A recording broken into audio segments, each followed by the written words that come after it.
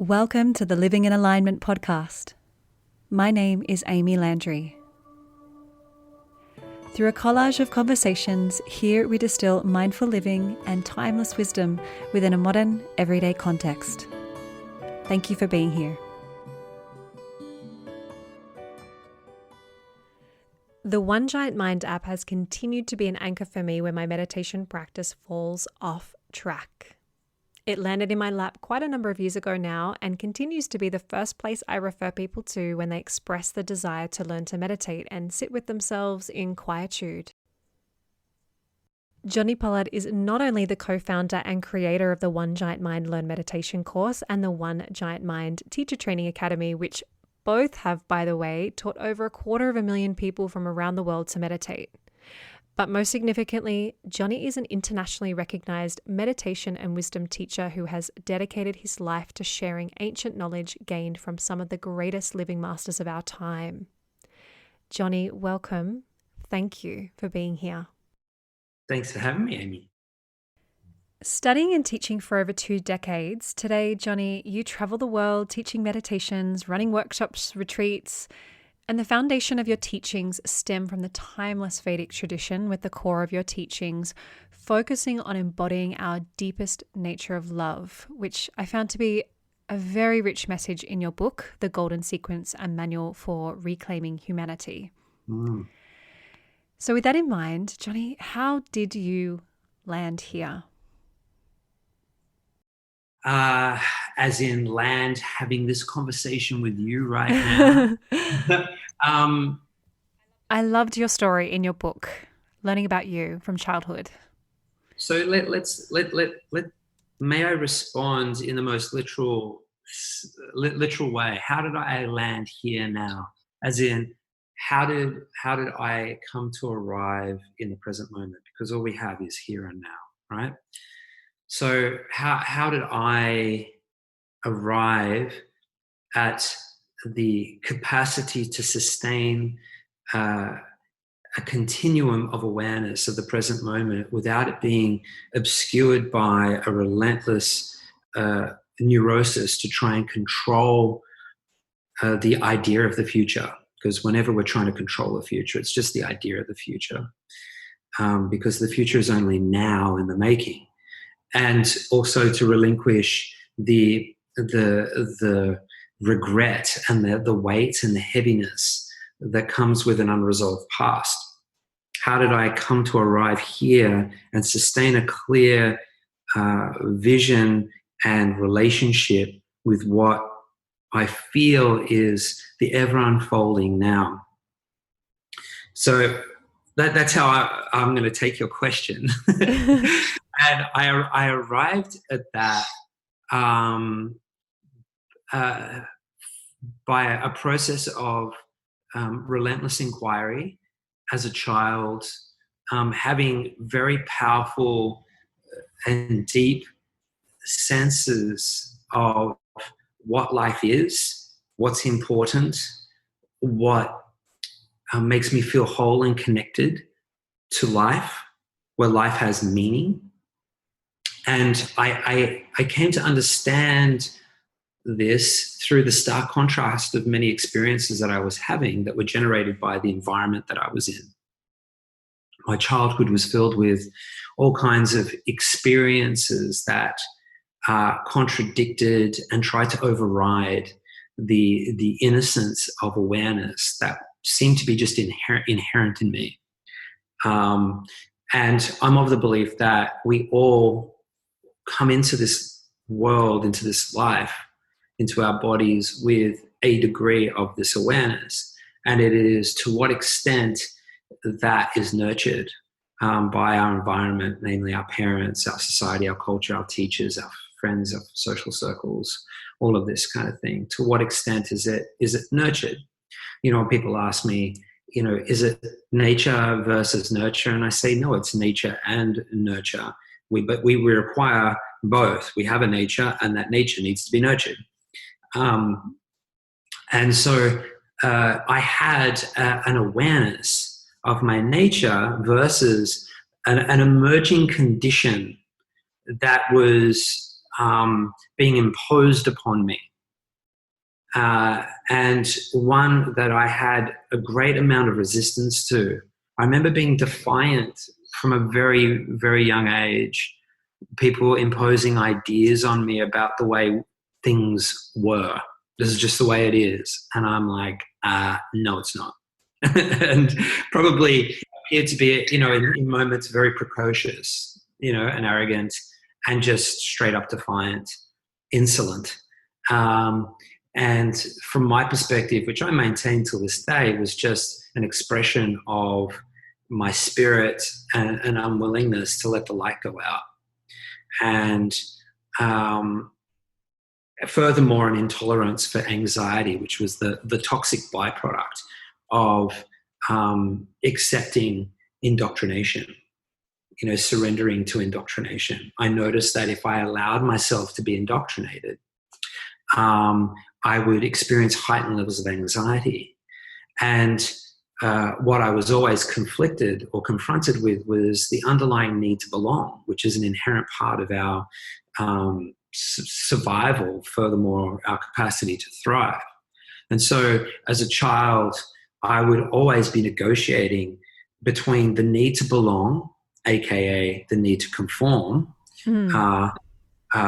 or the need to resist indoctrination into some worldview that was in total contradiction to what it was that my heart and spirit were needing in order to stay alive and free and open.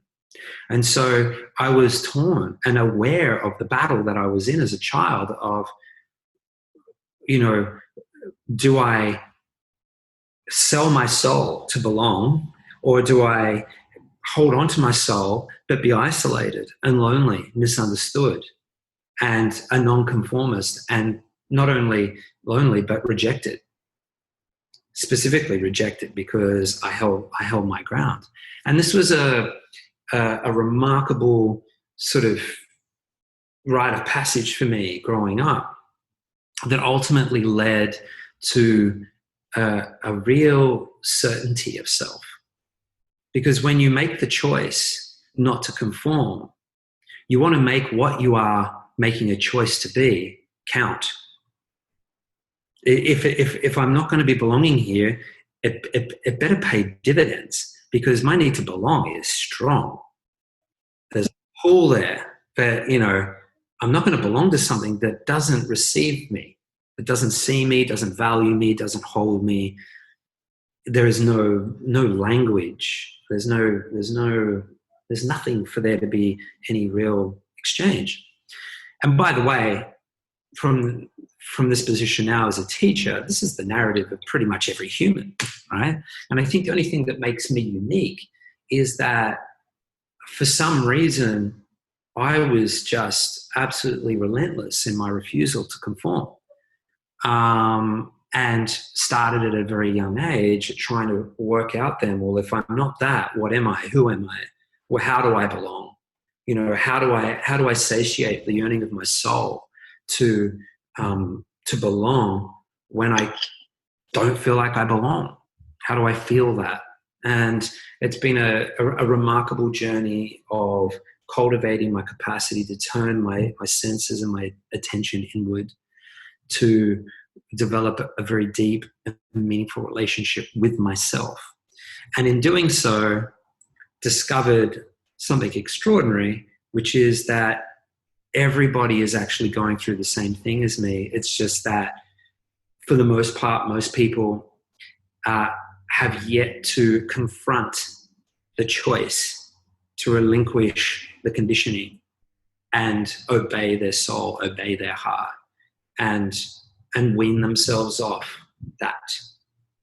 And with that revelation, I declared that I would dedicate my life to working out a way that I could share what I know to assist others at the time that they realize it's time for them to do that, to be that person, to support them through that process. So that's how I'd kind of describe what I do now in the context of the journey.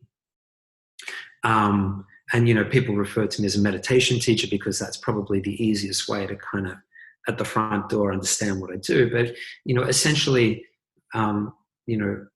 what I do now in terms of where I find myself right here, right now, is facilitate a safe space for people to be seen, to allow themselves to be seen by me. Because ultimately, what truly liberates us is the dynamic of being seen in our true light and being communicated to and related to and honored in our true light. We can have all of the beautiful philosophical understandings about our nature and the nature of the universe and have all these wonderful ideas about how things should be and what our true spirit is and how the soul should be expressed and all of that. But it's not until it's embodied.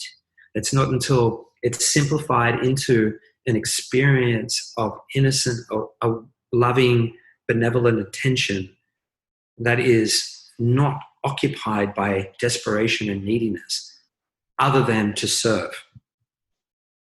But with no desperation, just to serve, that it actually comes alive and does what it is that we desire it to do. And that's what I've arrived at. So, essentially people say, well, what is it that you do? I say, I sit quietly and I listen and I just see what's truth, what's true. I put my attention on what's true. And then the rest takes care of itself. Everything just takes care of itself. And I think what you were mentioning about your state and your reflections and your observations as a child, I can't help but feel that perhaps whether we recall it or not, we all experienced that through our childhood until we were very programmed and conditioned, into adulthood, which is why we're kind of holding a lot of our own behaviors and responses. But when you spoke to your story, not only now, but even in the first episode of your podcast, which I love, the One Giant Mind podcast, and then in your book, I could really deeply connect to your story. Obviously not the literal how it unfolded, but the things that you experienced and really connected to. And I love how you speak to how you had a strong connection to like the rhythms and the seasons that were around you. So in tune with that. And perhaps that's a really example of how that's sort of innately within all of us, and yet that the connection to that is very much lost for most. Would you say? Yeah, not so much lost, just forgotten. It's always there. This is the good news, right? Is that it's always there, and it's only to the extent that the impression from our environment is deeper than the impression of the awareness of our own self that determines the extent to which we forget it and how quickly we can remember it. And the good news is that, when we practice something like meditation and we have the direct experience of ourself in its most innocent and pure way, without any kind of intellectual pretense, it's just an experience that's had when the senses and awareness is led into the place where we are. That impression is so much greater than any external impression can have upon us. And so the process of unraveling that conditioning happens quite automatically and quite spontaneously, restoring us to that childlike awareness that you're describing, that we do all have. It's just to the extent that the environment contradicts that is generally correlates directly with the extent to which we forget. And the extent to which you naturally are established in yourself. It's interesting because that kind of leads me into something I wanted to mention here, and that's some words from your book. And you say, arguably the most powerful way we express generosity is through our attention imbued with the intention of love. And I think obviously that probably goes without saying, that's toward ourselves as well as to those around us. And when I read this and I highlighted it, it made me think of the great value of my relationship to my own son and my child. Can Can you speak to that, and particularly how now your life is unraveling now that you are a father, and how perhaps your practice has changed and how you're navigating the, very real challenges of parenthood? Yeah, it's my perspective that parenting is the single most important role that a human can um, be thrust into. And I was always on the fence about whether I was actually going to have children or not. I always loved the idea of it and was always excited about the notion of it, but always, felt like, you know, the way that I am and how I was living my life, it was just going to have me on the road all the time. And it seemed unlikely until I met somebody who was just, made it an irresistible proposition. Mm-hmm. And then, so I was kind of a little bit like, I always had a lot of opinions about parenting, and always considered it to be the single most important role, because the way in which a human develops and creates the neural pathways to unfold their full potential is entirely dependent upon the impressions in which a parent lays upon their children. And it's a case of do as I do, not as I say. The reality of mirror neurons means that our children are just watching absolutely everything that we're doing, and they are becoming us. And so the role of a parent holds us into the highest level of accountability to our best self. If we are to wake up and embrace the full responsibility of being a parent, that's what it demands. And there are a lot of people out there that haven't yet fully realized this. This is not a criticism, it's just a commentary. It's just a reality that there are a lot of people out there that are parents that haven't yet fully recognized the extent to which they are structuring the very foundations of the way their children see themselves and see the world. They are passing on the legacy. And in some instances, they're passing on a legacy of acute ignorance of the power and beauty of the spirit that exists within their child. And this, in my opinion, is the reason why little humans grow up into big humans and behave really badly, is because they're confused, they don't know who they are, they haven't become orientated towards a sense of purpose that takes into consideration needs beyond their own, where serving the greater need is actually the greatest source of fulfillment and expression of the human spirit. That is so devoid in our world at the moment. And, that's why I wrote the book, actually. It was just to get that single message out. As a matter of urgency, we need to be, imprinting on our children the importance of them becoming very intimate with their feelings, becoming intimate with their relationship to their desires, to learning how to confront their fears, to, following what it is they desire to do, as opposed to forcing our children into doing things that probably don't have any relevance to what it is how they're really wanting to express themselves. All of these things. Having very strong boundaries for our children. Like, this is a massive one. The laziness of parenting is probably the biggest problem. Not holding solid, consistent boundaries for our children, because boundaries are the thing that ultimately give them the sense of where they are, that the environment is safe, they are being held, and that they are, seen. And when they're seen and those boundaries move as they evolve and develop, then they begin to understand, okay, I get it. There's logic to this. As kids and teenagers, they don't necessarily understand the logic of why you've placed a boundary around them. No, you can't do that.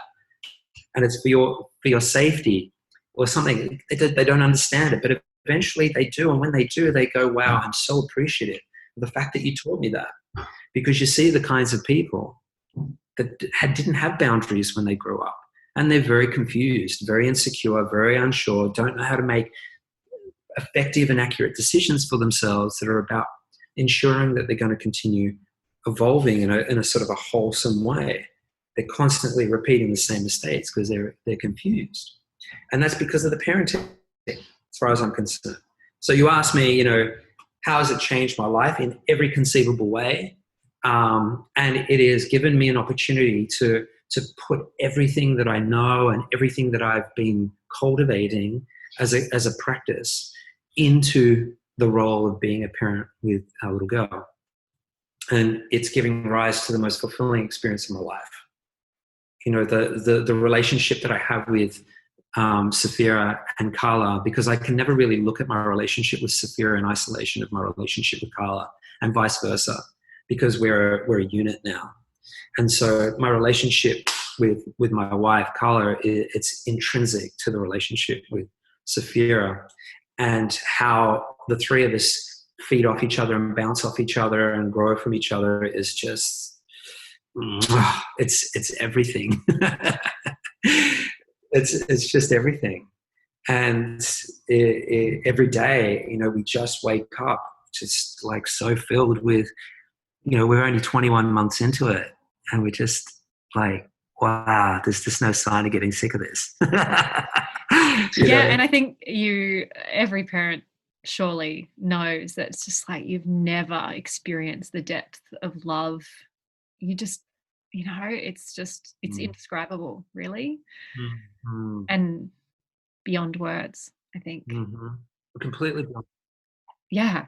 Hey, Jonni, if you don't mind, I wanted to lead into a question that really, for myself, and I know is something I find that comes up a lot for people that are in sort of the yoga and meditation community. And you say in your book, which I had a little chuckle and a nod at, because I could see so much of myself in it too. You said there is a tendency of seekers of knowledge in the West to buy spiritual self-help or personal development books, read them for a few days, get a high from them, put them back on the bookshelf, and eagerly await the next. And when we understand something on an intellectual level but do not put it into practice, we become susceptible to the delusion that we fully understand it. And look, I think we're all guilty of that at some point in time. But it really left me with a reflection of, how in today's day and age do we honor tradition and lineage? A lot from my travels and my studies that are very much anchored in really Vedic practices. I've had a taste, and that's probably all it is in reality, of that relationship, that parampara, that relationship with teacher and lineage.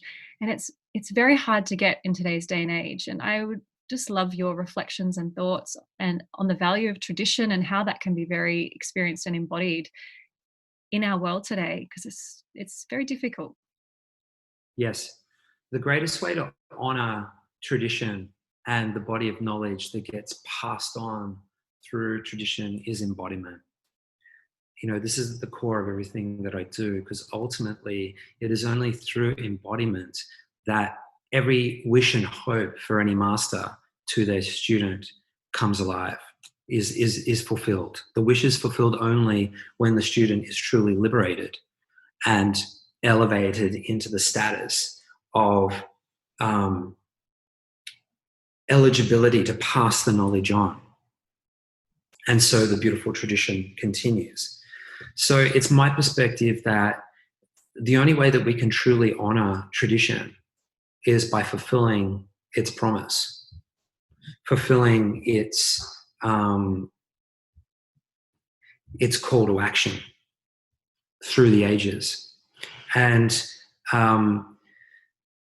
the way that we truly experience this is by listening intently to the instruction of the master.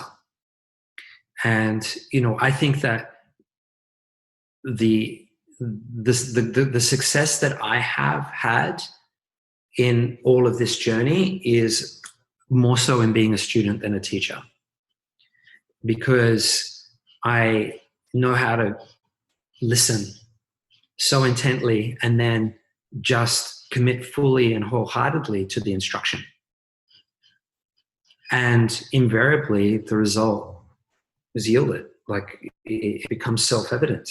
It's like, oh, okay, now I understand why you asked me to do that. and now I'm doing it. I see it. What next? And make it as simple as possible, by the way. When you tell me what next, can you please just tell me as simple as possible, just in a packet, so I can just like always come back to it when I kind of forget. What next? Here you go.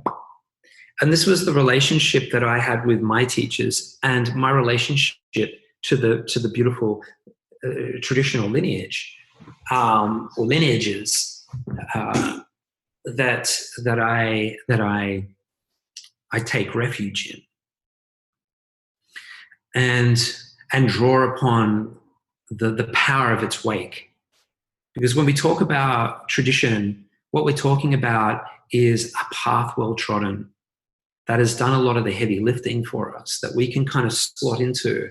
You know, driving on a freeway, the easiest way to save petrol and put less wear and tear on the engine is to get behind a big semi-trailer, the big truck, because they are doing all the hard work in breaking the wind and creating a beautiful wake of zero resistance for you to just kind of effortlessly cruise behind without having to have your foot heavy on the accelerator, you know, and all of that.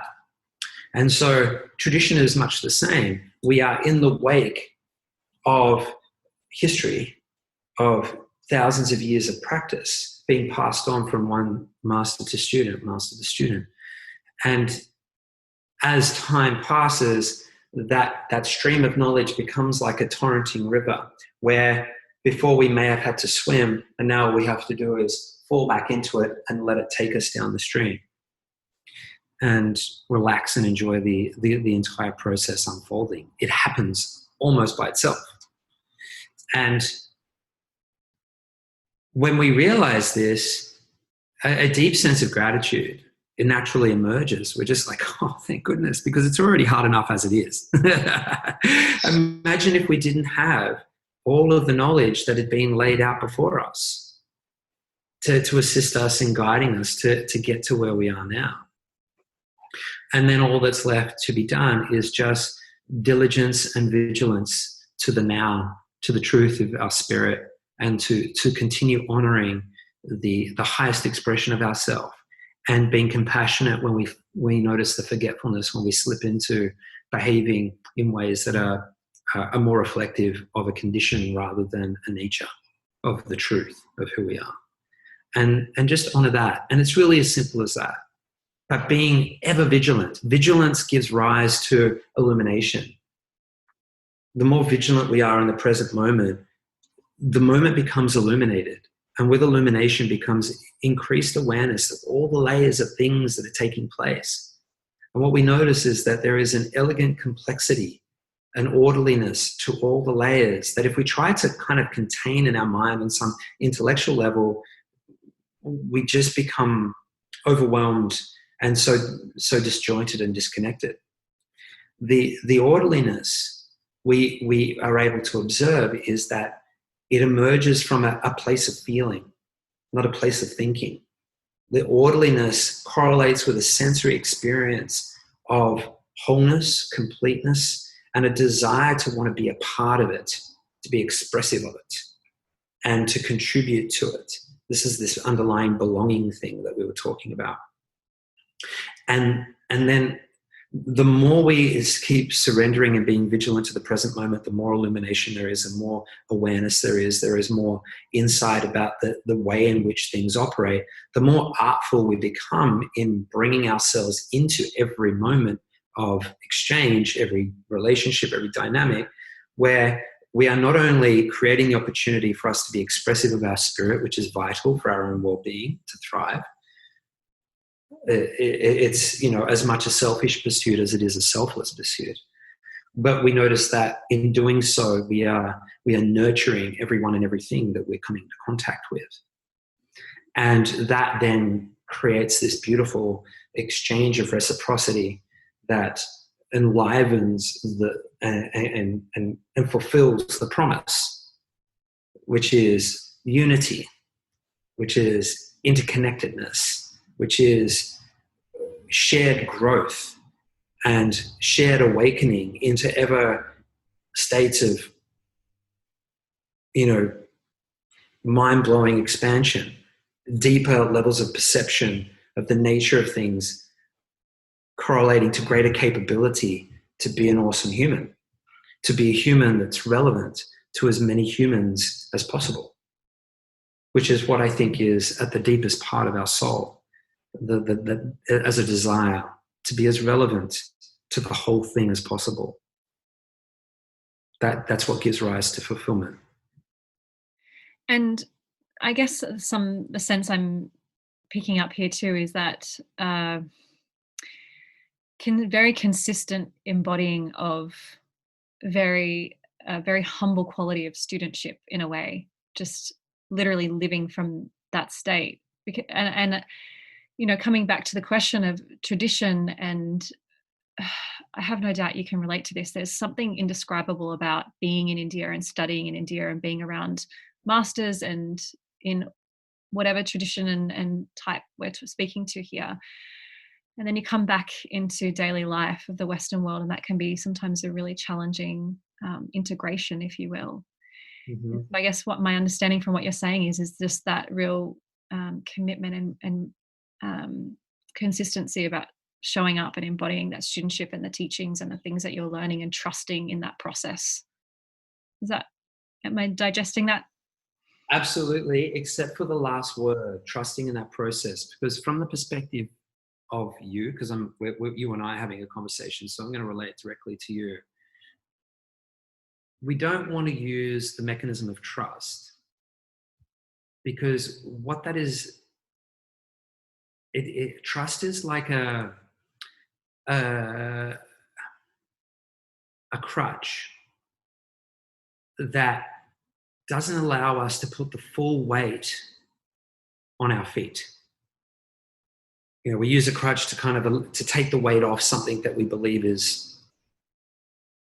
needs a little bit of a break, right? There's no part of you that needs a break. Although putting full weight on it might go, oh, this feels really, it might be uncomfortable. It's the kind of pain that the more you walk on it, the more it sort of works itself out.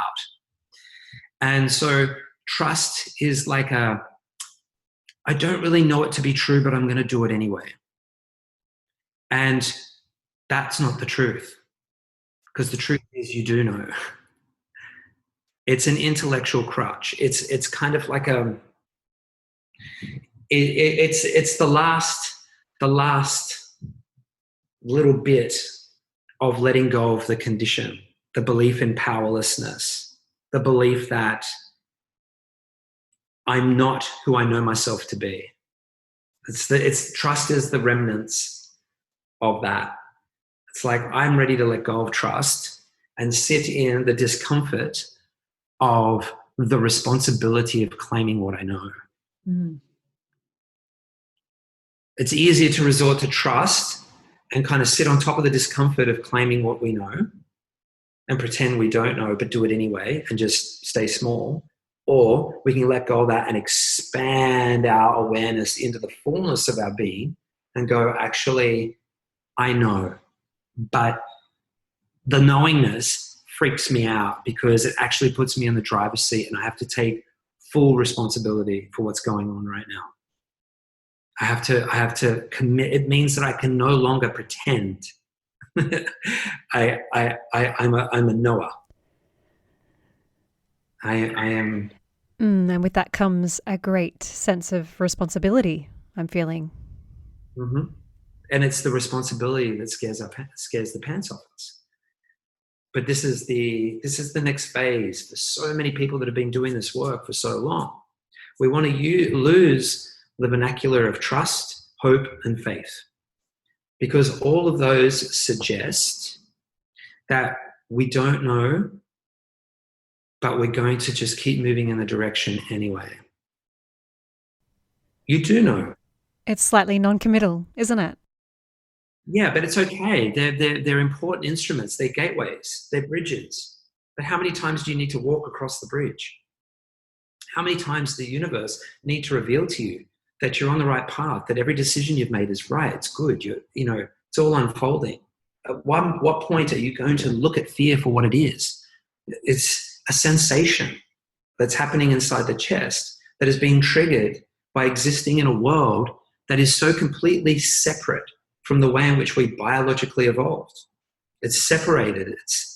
And we are invariably going to have an experience of dissonance, distortion, discomfort in our bodies as a result of living so disconnected. But we know this. We actually know this. We've intellectually understood it. We've read about it enough times. We've sit and reflected upon it. We've even wrote it in our diaries. We've had conversations with our friends about it. At what point does it cease becoming an intellectual concept and move into, okay, I understand this. I need to now start living that notion. What does that look like? Okay, it means I've got to connect with the discomfort of what it means to be alive right now in the world. I need to accept as a reality, not just as an idea, that a lot of my discomfort is about the way in which we all are living. And what can I do to take responsibility for this, to ensure that I'm doing as much to fortify my nervous system in a way that enables it to be expressive of the deeper truth of who I am? And how can I be ever vigilant to that? How can I remain steady and consistent in my efforts to sustain connection to this? And that requires a little bit of intellectualization every now and then, where we have to bring back a concept, affirm it intellectually, and then move into the embodied sensory experience of it.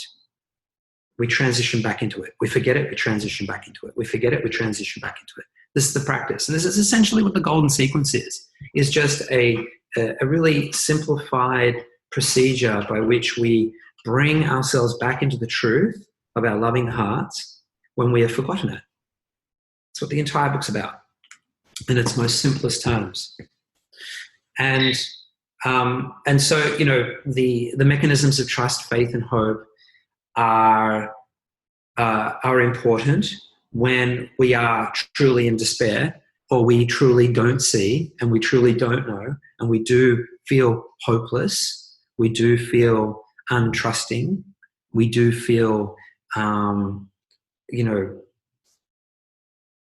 we have a lack of belief in the benevolence of the universe, the intelligence of the universe, that it's truly conspiring to our greatest experience of happiness and fulfillment. We do have to employ them. We do have to use our intellectual rationale that knows this somehow, it's been imprinted upon it somehow. But know that when we're employing it, that's all we're doing, is we're just being intellectual. Yeah, that discernment makes a lot of sense, and certainly feels very valuable. And I almost feel like I've just been sprung in some way. But it's prompted me to think, as I'm listening and absorbing, is there someone in your life, or has there been along this path for you, that has been instrumental and a really great mentor and teacher for you? And maybe, someone currently right now who is shaping you, because that relationship to our teachers and those that keep us anchored in our practices is obviously tremendously important and invaluable. Definitely Carla and Safira. They, hold me accountable to my most highest self. In a very active way. It's all action-based. And, that's all a teacher could ever hope for in a student, is to know that. And they are my two greatest teachers at the moment. I've had a handful of great teachers at different stages in my life, of which most of them have encouraged me to not spend any 1 second more time around them than was necessary. Don't hang around me any longer than you need to. Get out there. Get out there. So, life is the guru, the whole universe, everything. That's the great realization that sincere studentship delivers, is eventually you realize, because all the teacher, the human teacher, is always telling you is that, where is the lesson in it? Where is the lesson in it? A good teacher is always encouraging you to look within and see the lesson in it. Where's the knowledge? Where's the insight? Where's the understanding? And, I listened to that and started looking for it everywhere and seeing my teachers in everything. Everything. And all I did was exercise vigilance and diligence to detecting where the wisdom is. Where is the wisdom? There it is. And eventually it's always there. It's like, okay, it's established. Great. And that's what practice does. That's what practice does. And that's all I did. So just, like a professional athlete, practice, practice, practice, practice, practice, practice, practice, practice, practice, practice, practice, practice, practice. And then eventually, okay, good. I can hit this tennis racket, hit this tennis ball really well. If only I could hit a tennis ball really well. So they're essentially like guides, just guiding and reflecting back at you. In the tradition of, let's talk about the Vedic tradition, where the word guru comes from. It's a Sanskrit word. Gu means darkness. Ru means remover. A guru, first and foremost, is a function of nature before it is a person. An individual that has refined their own capacity to remove their own ignorance makes himself a candidate, a person that has learnt how to remove their own ignorance,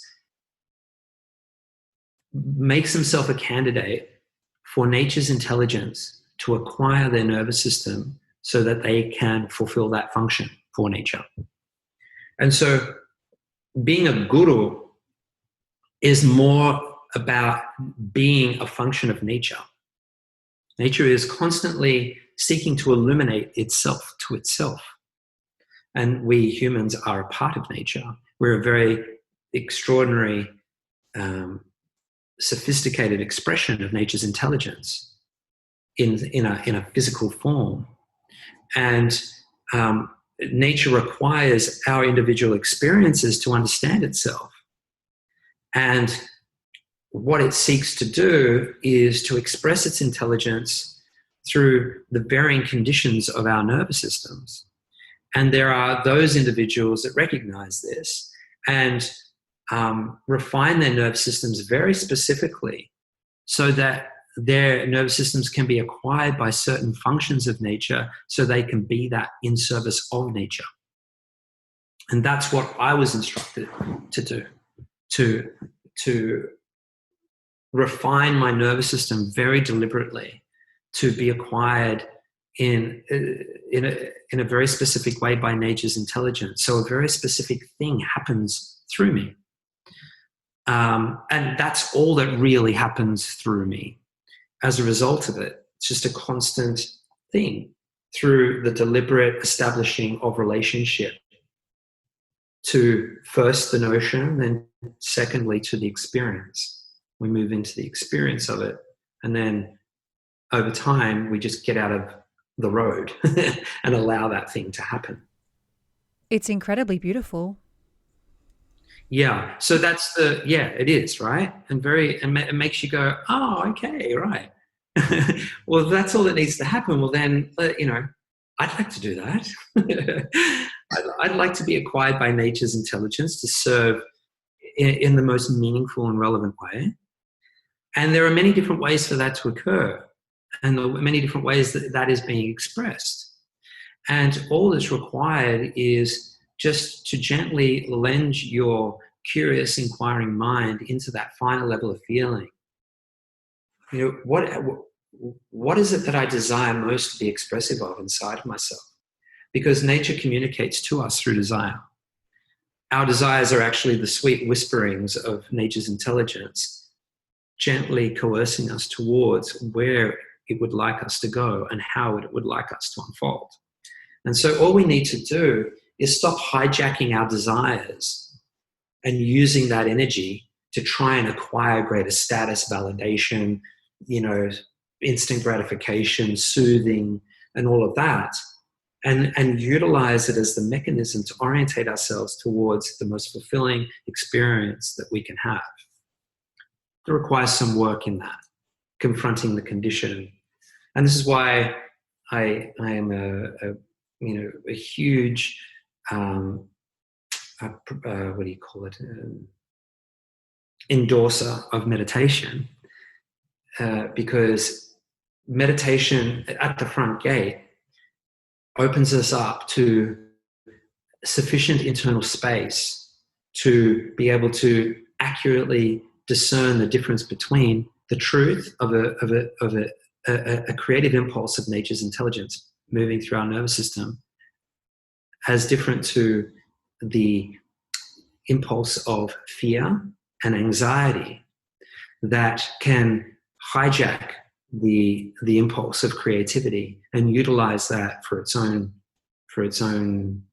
purposes, which is generally to control, to maintain the status quo, and to create a false sense of security. And what we want to do is, as quickly as possible, identify where that's happening, because what we believe our pursuits of acquiring is somehow making us safe. Actually, it's making us move in the direction of the most unstable place that we could possibly be. Trying to hold on to the ever-repeating known is the most unstable place that we can be, because the nature of our nature is that we are perpetually unfolding. It's not static. Steady ground, stable ground is in fact not steady ground. It is the comfort of being able to surrender into the motion of our being, like falling into a river and letting it take us.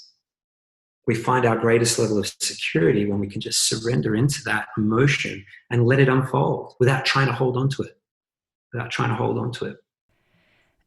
And that's very much the same as in Ayurvedic wisdom as well.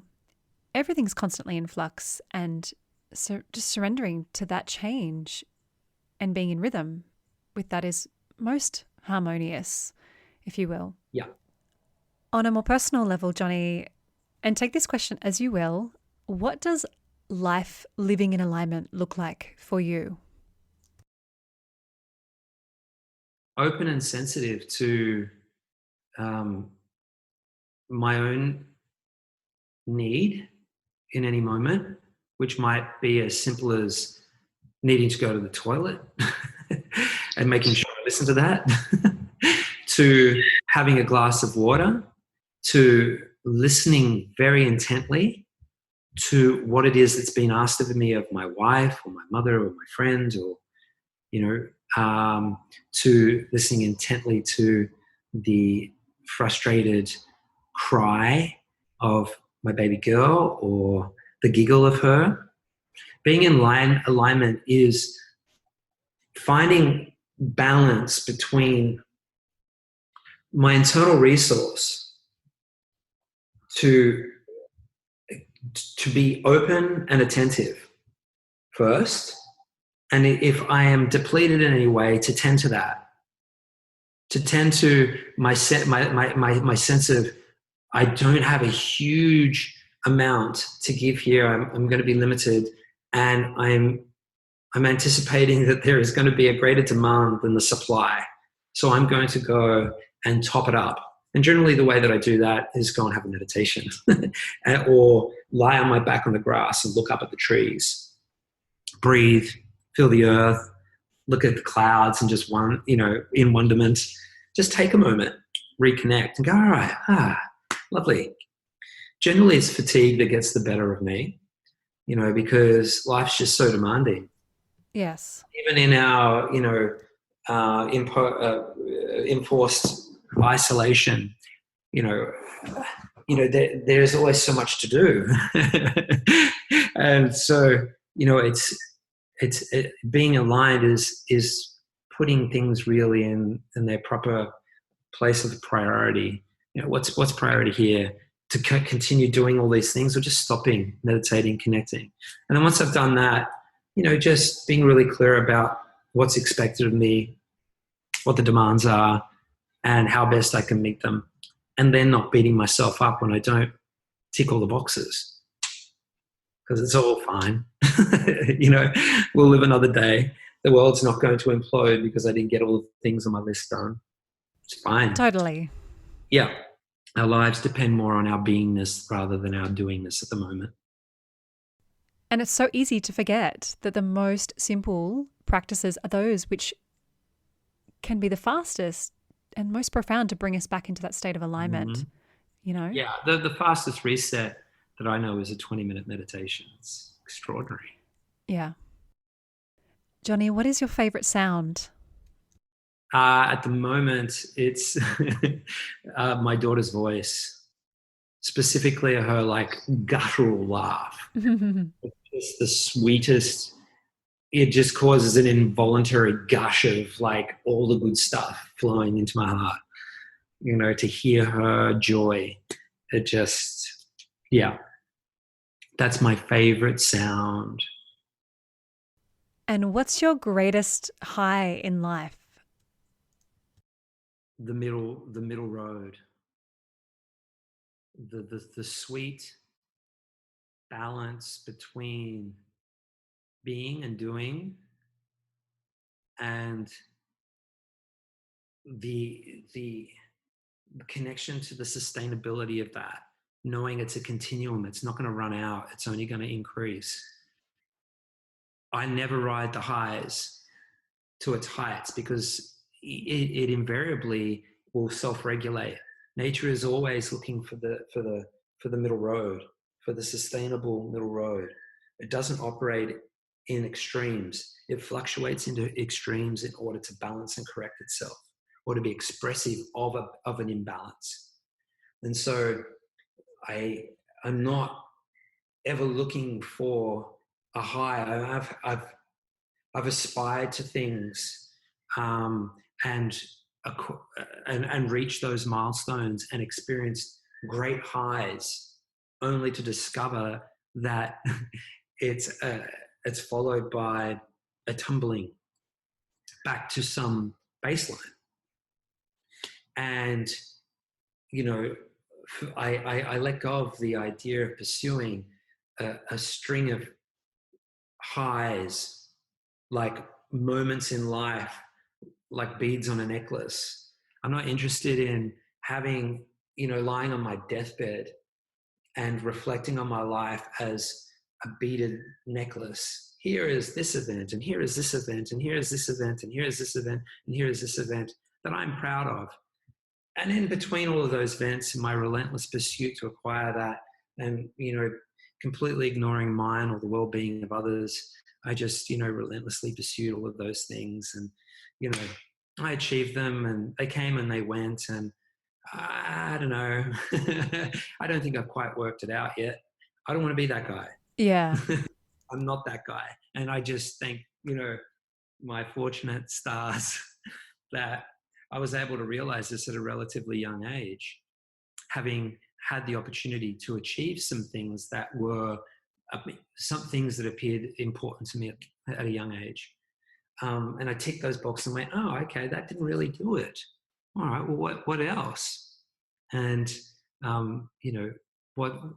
what's become very clear to me is that while ever I have a simple, innocent relationship with myself that enables me to be expressive of whatever it is that emerges in this moment, and that I can feel fearless in expressing that,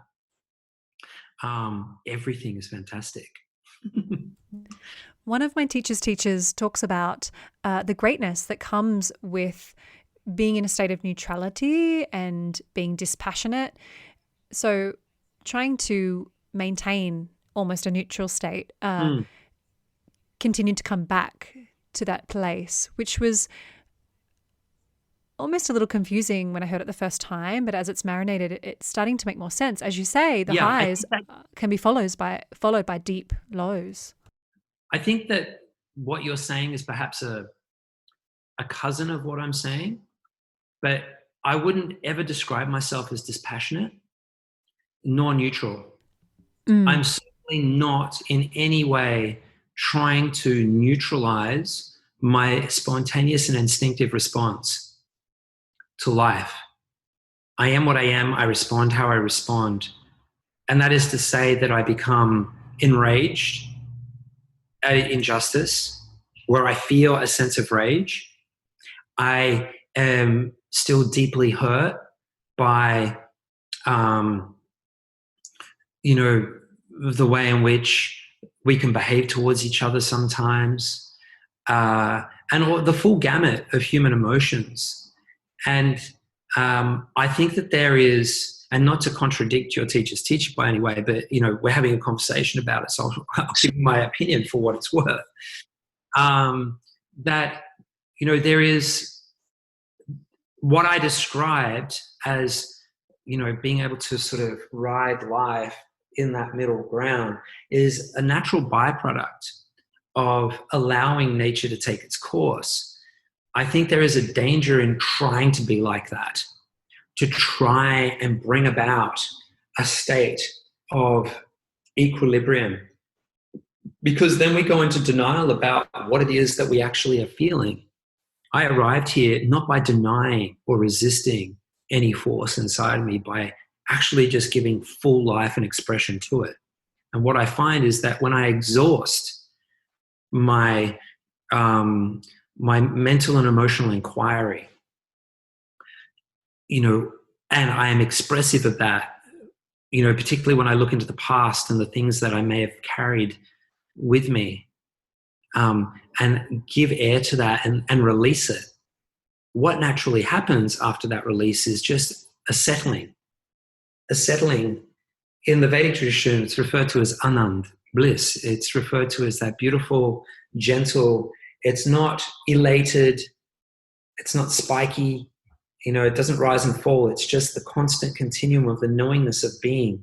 It's a much deeper, richer quality of happiness, if we're going to describe it in that category, that is sustainable and nourishing and is not dependent on anything outside of ourselves for it, because it just is. It's our nature. It's just the awareness of our nature. And I, at no point, am ever interested in trying to force anything that is naturally happening in me on an emotional or mental level to try and sustain that state, because it's just forced. It's counteractive to how you actually have the experience. Having the experience is really letting go and just allowing it to emerge. And we're just required to peel back the layers that obstruct that.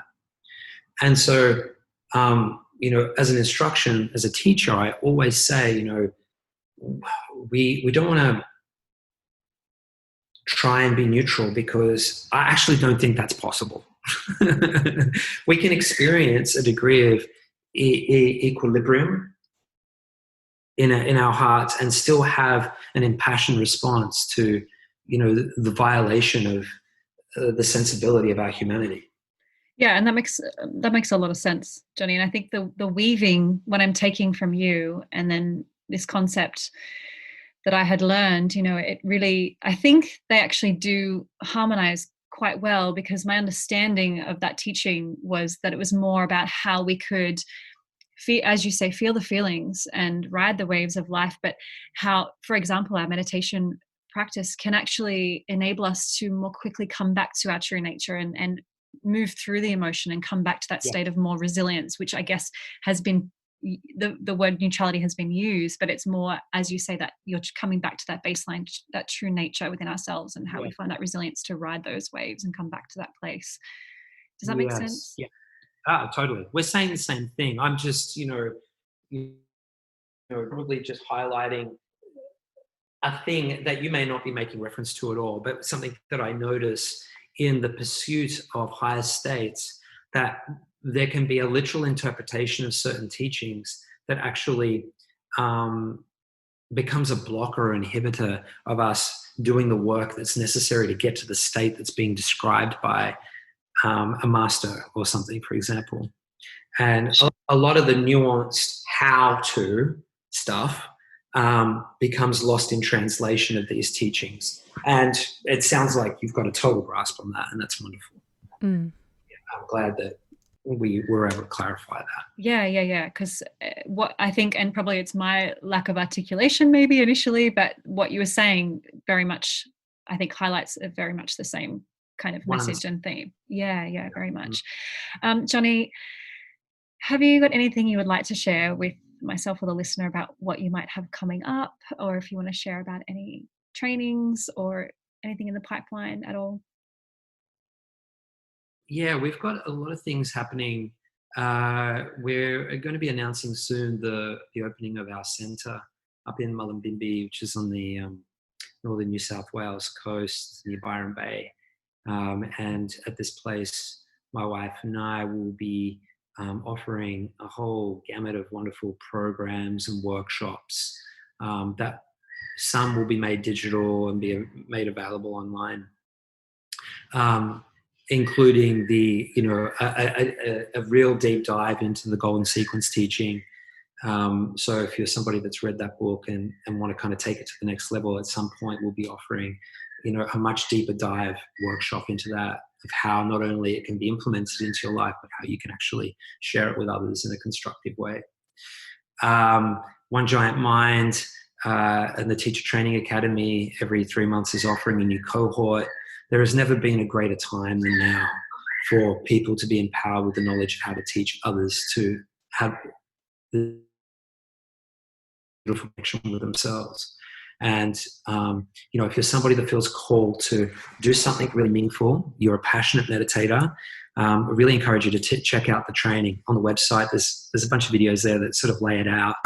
And it's a very comprehensive training that will have you ready within about 13 weeks, to step out and start, filling the greatest need at the time.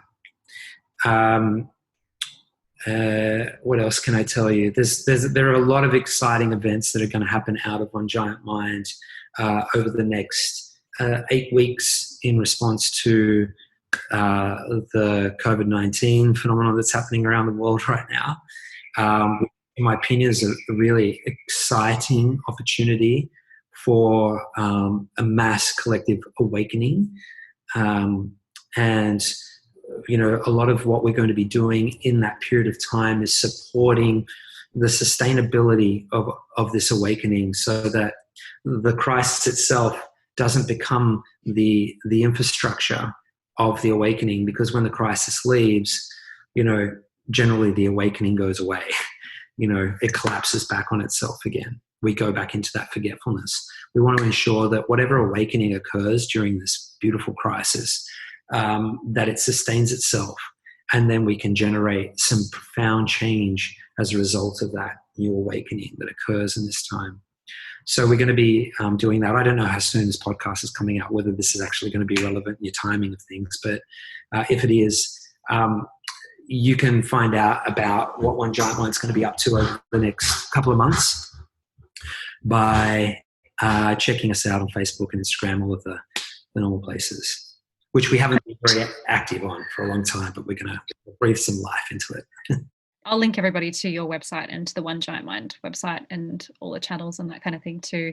And I have to say, Jonni, I really appreciate it in your book, the practical exercises. I think that that's such a great addition, to, as you say in the book, we can intellectualize content, but giving the practical exercises, it's just that seed, planting that seed to starting to embody, the knowledge that you are taking in. And I even found the initial just reading of the practical exercises created such reflection, and it's simple. It's not intimidating work here. It's just really simple, but thank you so much for that. Thanks for the feedback. Yeah, it's always great to hear that, you write this thing, you're like, is anyone going to read this thing?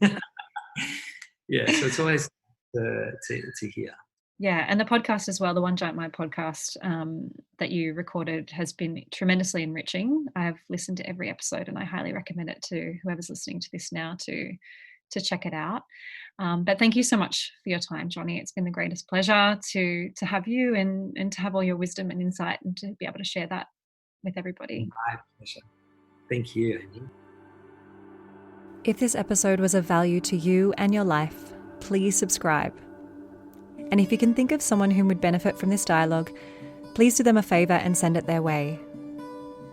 If you feel called, hop on over to iTunes and leave a 5-star review. This is the best way to get these conversations into the ears and hearts of our wider community, to those who need it most.